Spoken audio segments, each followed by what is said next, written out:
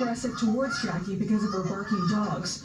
Her daughter vividly remembers the night he tried to get into her mom's apartment. My mom came out with a broken arm, and my boyfriend came out with blood coming out of his head.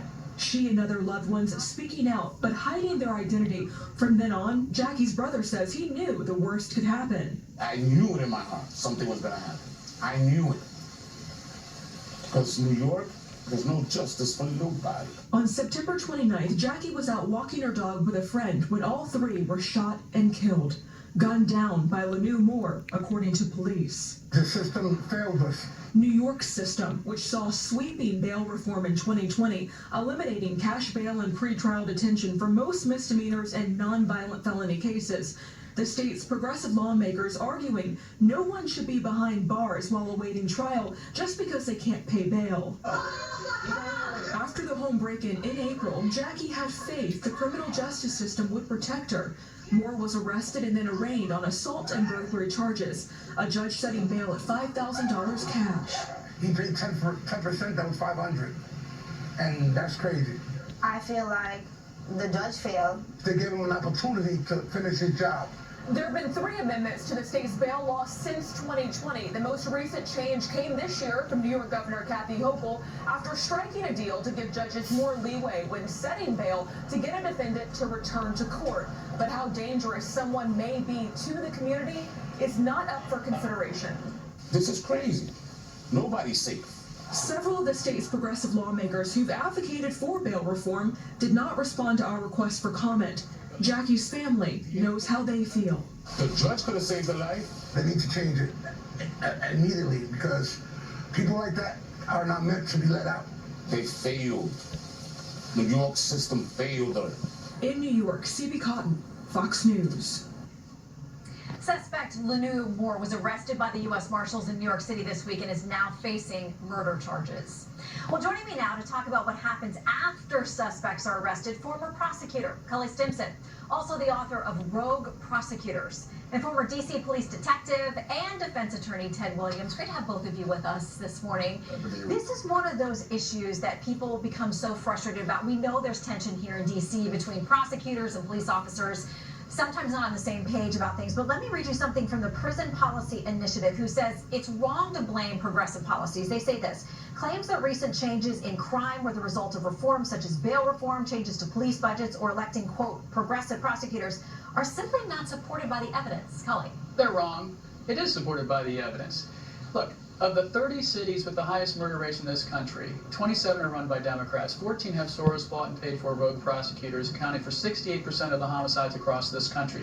All of their policies, Shannon, of the 2,300 DAs in this country, 74 are Soros bought and paid for. All of their policies are pro-criminal and anti-victim. Crime has exploded in the cities with these Soros bought and paid for rogue prosecutors. This is a fact. And what you're referring to there is campaign donations or other groups that you say are connected that led us to where we are with some of these people being elected. Right. Okay, so Ted, you've been on all sides of this. Yes. Let me ask you about here in D.C. There's this real frustration. There was the headline from the Washington Post is D.C. U.S. attorney declined to prosecute 67% of those arrested. And they quote retired federal homicide prosecutor in the district. She said this: I would get angry when I would see defendants in homicide cases in front of me who had previous gun possession charges that a prosecutor had previously dismissed. Some cases are going to be challenging, yes, but that's your job. Do your job. Don't just dismiss it because the evidence is not everything you want it to be or think it should be. You know, it's without a doubt, crime here in the District of Columbia as well as throughout the country is up. And it is because of progressive DAs around the country. The criminals are winning. Law-abiding citizens in this country don't stand a chance. And it seems that we are more concerned about the rights of the criminal than we are about the rights of law-abiding citizens. So something has to be done. But when you look at the District of Columbia, when you look at the fact that you cannot even drive your car without being worried about being carjacked, when you think about the homicides that have taken place here, and all we have to do is to cut our television on and look at the smash and grab and wonder, what is the law doing to protect law-abiding citizens? we are at a crossroad where we're gonna have to do something, Shannon, with the criminal justice system. Well, and a lot of people will point to recent reforms and say they're actually helpful. You know, the First Step program and others that they say people who go through these specific programs have a much lower rate of recidivism, and we should be supportive of those criminal justice reforms. Yeah, but the criminal justice system, Shannon, has been reforming itself across the country for decades. And it's the real progressives who created drug courts and domestic violence courts and family justice centers, and those are working, and that's the reason crime's been going down across this country for 30 years. But in 2016, it started spiking up again when you saw this rise of Soros-bought and paid-for rogue prosecutors. And so, yes, reform is good, but the reforms they talk about all inure to the benefit of the criminal. None inure to the benefit of the victims. And that's why in cities like Philadelphia, where you have Larry Krasner, George Gascon in LA, and other places like that, crime has exploded. But in cities like San Diego, you don't have a crime explosion because you have a real prosecutor, and that's the difference. You either enjoy your public safety privilege by voting for a DA, Democrat or Republican, who's law and order, or you don't, and you get a progressive, and it becomes a hellscape. Well, and some of these departments say it's hard to keep and recruit new prosecutors because they're so overwhelmed. And that's the reason we don't need Andy Brashear as a governor. He's a liberal. Look at the system.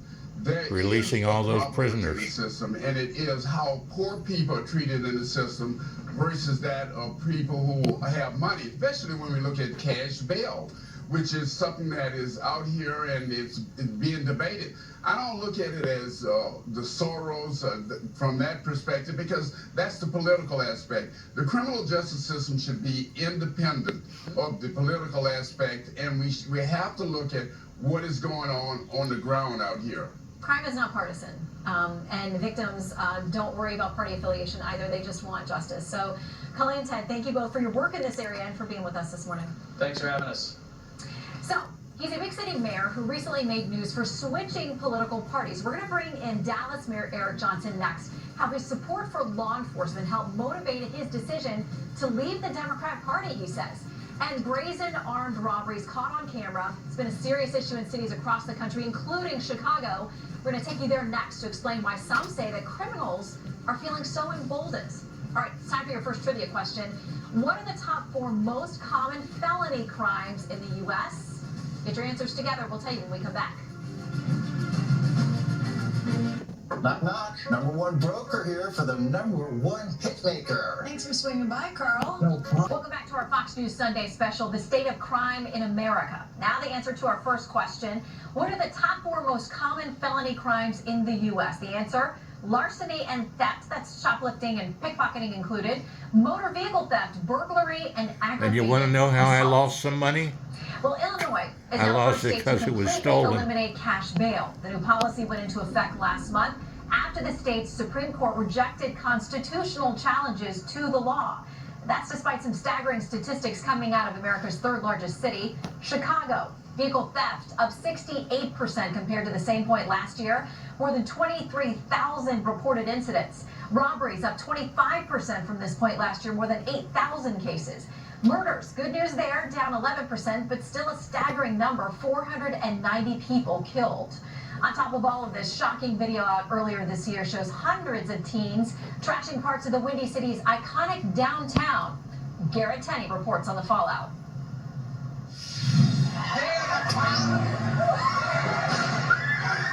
Crowds of teenagers taking over parts of downtown have faced relatively little consequences for jumping on cars, breaking windows, and stealing from stores.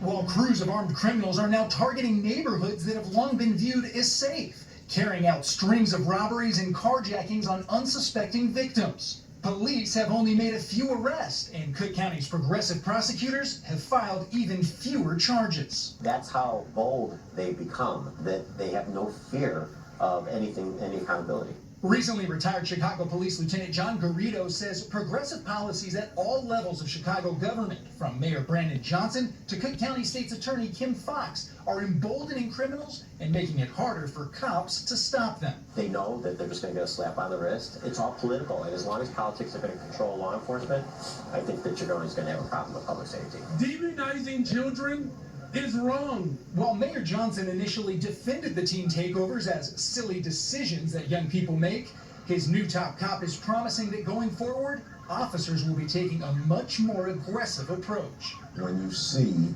that these individuals are endangering the lives of pedestrians and motorists, we can't have that.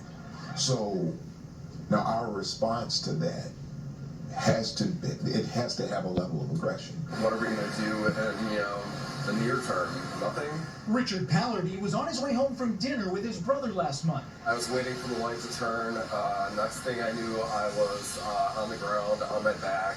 When he was jumped, beaten, and robbed by a group dressed in all black. Yeah, I definitely don't really feel safe in this city anymore. Mayor Brandon Johnson was elected on a plan to stop crime by addressing its root causes and investing in social programs in the city's poorest neighborhoods.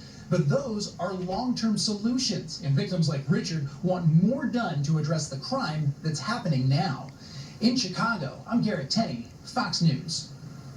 Well, in another big city, Dallas, the mayor there, Eric Johnson, made headlines last month when he announced he would leave the Democratic Party and become a Republican. Johnson, a vocal supporter of law enforcement, is opposed to the defund the police movement and said the Democrat Party is looking to protect the criminal element over law-abiding citizens. Joining us now, Dallas Mayor Eric Johnson. Welcome to Fox News Sunday. Hey, good morning, Shannon. Thank you. I want to read a little bit of your op-ed in the Wall Street Journal. You explained this change of party. You said, unfortunately, many of our cities are in disarray. Mayors and other local elected officials have failed to make public safety a priority or to exercise fiscal restraint. Most of these local leaders are proud Democrats who view cities as laboratories for liberalism. What's your argument about how that's impacting safety and crime? Well, sure. I believe it all starts at the top in a city. The mayor, along with the police chief, have to set the tone and they have to set the policy to keep residents of their city safe. It really, the buck does stop at the level of the mayor and the police chief. And what I've seen across the country, too often, I think that Democrats primarily is what I'm talking about, because that's who controls most of the major cities in this country. 75 of the top 100 cities in the country are run by Democrats. The problem has become that Democrats were not willing, I think, to say that violent crime isn't a problem in their city and that's a problem that they could actually do something about. Too many times, violent crime has been attributed to factors that are outside of the control of the mayor or the police chief. It's societal, it's the education system, it's COVID, it's the economy. The reality is those things have always been present. We're always going to have economic ups and downs. We're always going to have challenges. Our education system has always had its challenges, but what we haven't always had are the levels of homicides and other forms of violent crime that we're having right now. And I'll tell you what, in Dallas, I dug in pretty firmly against this whole idea of defunding the police, and I said, we're going to do things differently here, and we've had different results. You had touted the successes there in Dallas, but one of your fellow Dallas City Council members said this: a lot of these successes he's been talking about, like Dallas being one of the safest large cities in America, is because of policies passed by a majority Democrat city council. So does he have a point there that this really isn't about party politics? Well, I'm so glad that my council came along eventually to agree with me on some of those policies. We were all Democrats at the time. I've switched parties within the past 5 weeks or so, but the reality is this.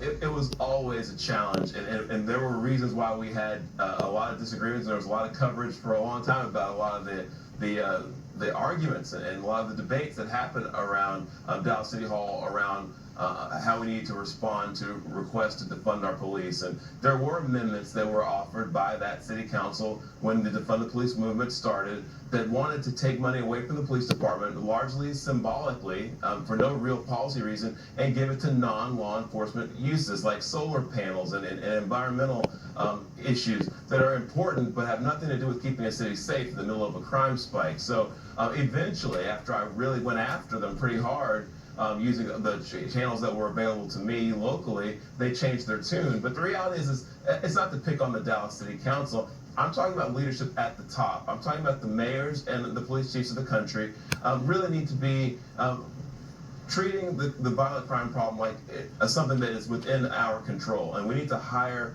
frankly, more police officers and do more of the things we're doing here in Dallas, like hotspot policing that's been working for us. Well, one of the things you're doing moving forward is promoting the Republican Mayors Association. That's something the Dallas Morning News in an editorial called a, quote, bad move. I want to give you a chance to respond to them. They say, why openly blast Democrats and risk antagonizing left-leaning colleagues on the council with whom Johnson has often partnered to pass the policies that he touts as successes? You're just talking about that. They add, Johnson is playing a game of us versus them that might gain him currency with national Republicans, but here in Dallas, he's only hurting his ability to be an effective leader. Your response? Well, it's funny, they didn't seem to have an issue when my predecessor spoke at the Democratic convention during his first term as mayor, nor did they have a problem with me being a member of the Democratic Mayors Association for the past 5 years. All of a sudden, I suppose it's an issue because I'm a part of the Republican Mayors Association, which I just started to try to help all the Republican mayors in the country come together and for us to make sure that we are doing everything we can to have fiscally conservative leaders at the local level. We need that, and we need law and order. We need people who are going to promote safety in our cities. And again, Democrats have controlled most of the major cities in this country for several decades, and at least 75 of the top 100, and it's a lot of the top 300 or so cities in the country that really have Democratic leadership. And you're seeing what you're seeing across the country in large part because law and order isn't taken seriously enough. It's interesting to me that ideas like defunding the police or not prosecuting crimes of a certain amount or all these other ideas that I think only embolden the criminal element in your city and demoralize your police department only come from one side of the political aisle. So it's not really honest for Democrats to say, well, we don't all embrace this. It's like, well, not everyone embraces anything in any party, but the ideas are only coming from your side of the aisle. And they're only taking root on your side of the aisle. And they're only being implemented by folks who have a D behind their name. So that's why I had to leave the Democratic Party. It doesn't represent my values at all when it comes to law and order. Well, these are important conversations communities have to be having regardless of party. Dallas Mayor Eric Johnson, thank you. Thank you so much. Well, a dangerous drug cocktail is wreaking havoc on the streets of major cities and leading to critical health concerns for those who get addicted. We're going to introduce you to the first responders on the front lines of the trank epidemic in Philly. And you've likely seen videos like this on social media, retail stores being targeted by scores of thieves. It's causing many business owners to close up shop and just leave. Places like San Francisco, leaving residents fewer options for food and prescriptions, vital needs. That leads us to our next quiz. What were the top 5 cities affected by organized retail crime last year? Is your city on the list? The answer when we come back. Retail crime last year. The answer, according to the National Retail Federation, number 1, Los Angeles. Number 2, San Francisco and Oakland. Number 3, Houston. Number 4, New York City. And number 5 was Seattle. There you go, San folks. Francisco announced a crackdown on retail theft last month after receiving a $17 million grant from the state of California to combat the crimes. Social media videos have exposed the rampant stealing from businesses in the city, which has been trying to shake the negative image that crime has brought in recent years. Fox News senior correspondent Claudia Cowan reports from San Francisco on how the thefts are causing business owners to flee. Homelessness, open-air drug use, rampant car break-ins, and smash and grabs. Crime isn't just tarnishing San Francisco's image, it's driving people away. Small business owners like David Lee, who closed his taco shop after repeated robberies and unthinkable conditions on the streets. I don't want to walk by these people and be like, are they alive? Like, I don't even think of it. It's subconscious, I just walk right by it, and that's not okay, right? After a while, it just takes a humongous toll on you. In closing shop, he joins scores of other downtown restaurants, Whole Foods, Starbucks, and big retailers like Nordstrom's, Target, and Banana Republic. And in a huge blow, after 20 years, Westfield announced it is pulling out from operating the city's largest mall. With one of the few remaining stores here, American Eagle, suing the mall's owners for ignoring problems like assaults and robberies and letting the place fall apart. The downward spiral due partly to years of progressive soft-on-crime leadership, partly to permanent work-from-home policies that have caused a 30% office vacancy rate, devastating the city's economy. We're seeing hotels not having the business travelers because there aren't as many office meetings. The city is not getting the same tax revenue from those businesses. Transit agencies don't have the customers, and so there's a lot of negative ripple effects. There are positive signs. Fleet Week and other large gatherings have been problem-free. IKEA has opened in a troubled part of town, and new management has pledged to revive that big downtown mall. But residents say until city leaders crack down on crime and clean up the streets, the exodus will continue, making it unlikely the city by the bay will regain its glittering reputation anytime soon. In San Francisco, Claudia Cowan, Fox News.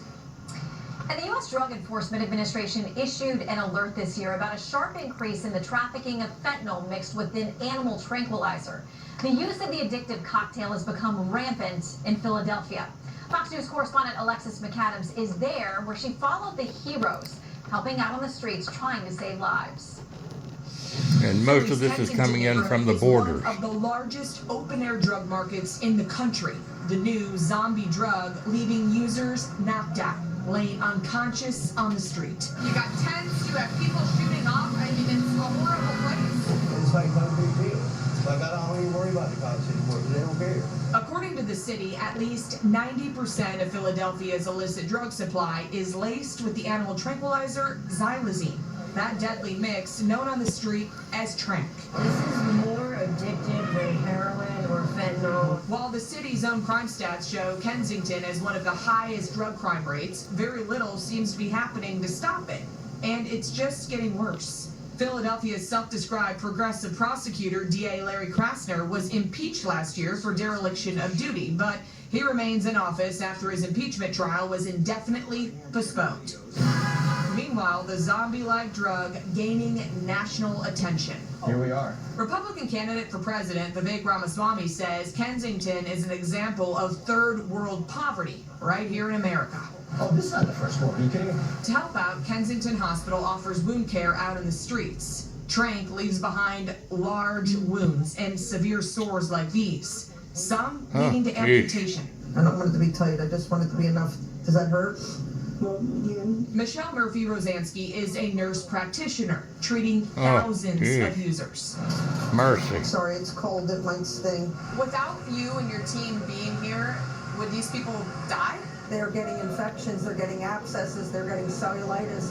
Some of them become septic, and if they get septic without treatment, they're going to die. And users tell me it's the withdrawal that makes it so hard to get clean. It's horrible. It really is. And I want to stop really bad, but that withdrawal will pretty much make you do almost anything to make it go away.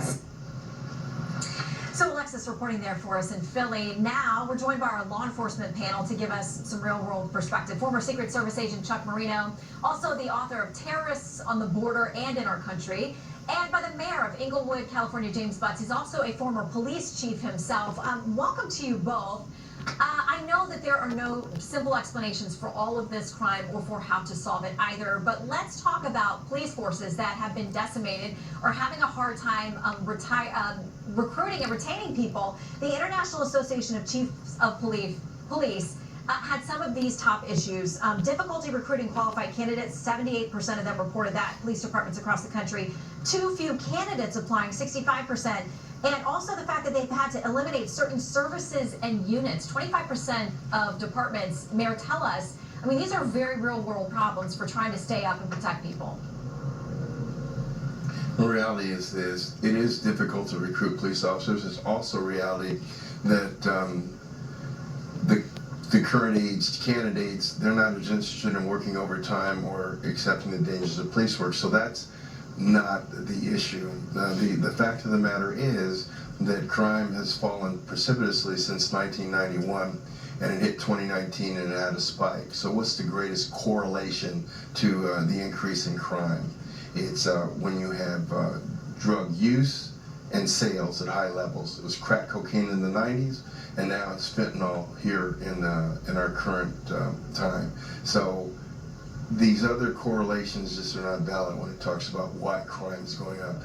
Criminals don't look to see what the prosecution policies are in the jurisdiction where they're going to commit a crime, because they know statistically there's very little chance that they're going to be arrested. So Chuck, what about that? I mean, we have some of these cities that are now allowing drug usage and actually providing centers that will have, nurses and people to revive you should you have an accidental overdose. I mean, that's been the answer in some cities, but residents around those areas say they think it's actually making things worse. I mean, what of, the options that cities are trying, what is actually working? Well, not only have we seen law enforcement be villainized overall, but we've seen an abandonment by the Democratic Party of law and order, and therefore we've lost all deterrence, whether you're talking about enforcing and prosecuting crimes in major cities or what we're seeing occur down at the southwest border, increasing the flow of fentanyl that's killing hundreds of thousands of Americans. And the problem here is Democrats grossly overreacted and catered to two radical groups, Black Lives Matters and Antifa, and turned their backs on the men and women of law enforcement across this country, all 800,000 of them. And because of that, we had mass resignations, mass retirements, there's poor recruiting, and there's police officers whose lives are being placed at greater risk and are now more tepid when it comes to doing their job. Well, Mayor, I want to give you a chance to respond to that, because you've been both an elected official and you've been a police chief, you've been in uniform. What do you make of what you've heard a lot of on the show today, that this is about the policies of a particular party? That's absolutely ridiculous, and with all respect. I was a police chief in Santa Monica for 15 years, and that's a Democratic city. Crime dropped 64% while I was there. The last time it was that low was 1956. I came back to Inglewood. Our crime rate was high, but the greatest correlation that we saw to our crime rates was employment figures. Unemployment was 17.5% when I came back to Inglewood. Because of all the developments and projects we brought with local hire provisions, it's dropped to 4.7% pre-pandemic, and along with it, we've had the lowest 9 years of crime in the history of the city. So I'm talking about real world correlations. Okay. It's not related to politics. Well, clearly we'll have to have the two of you agree to disagree. I wish we had more time, but we got to leave it there. Please come back soon. Thank you both for your time. Up next, we're going to take you back to the Middle East. Like in the Middle East, Israel has been trading fire in the north, releasing videos showing the IDF striking Hezbollah targets Saturday night. Fox News senior foreign affairs correspondent Greg Palcott is at the Israel-Lebanon border. Hello, Greg.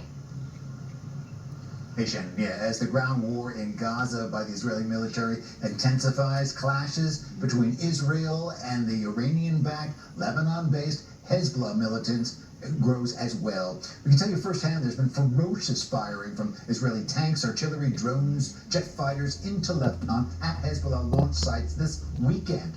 After the militant groups had missiles and rockets raining down on northern Israel, some intercepted, some landed with no casualties. So far, this is not a full-scale second front war, but the deadly skirmishes have tied up tens of thousands of Israeli troops. In the last 3 weeks, 7 Israeli soldiers have been killed, as well as over 50 Hezbollah fighters, plus civilian casualties, prompting the evacuation of some 200,000 on both sides of the border. The proxy forces of Iran are hitting at the U.S. too. American military bases in Iraq and Syria have been targeted by Tehran-backed militias. 21 service members have been injured, triggering U.S. airstrikes against the militants. As unrest built throughout the region. In the West Bank, too, 3 Palestinians were killed overnight by Israeli security forces. Hundreds have died. Finally, Shannon, the U.S. is now telling American citizens in Lebanon to leave, and 2 U.S. Navy aircraft carrier groups are now stationed in the nearby Mediterranean, just in case it gets worse up here. Back to you. Greg Palcott, thank you very much. That's it for today. We'll keep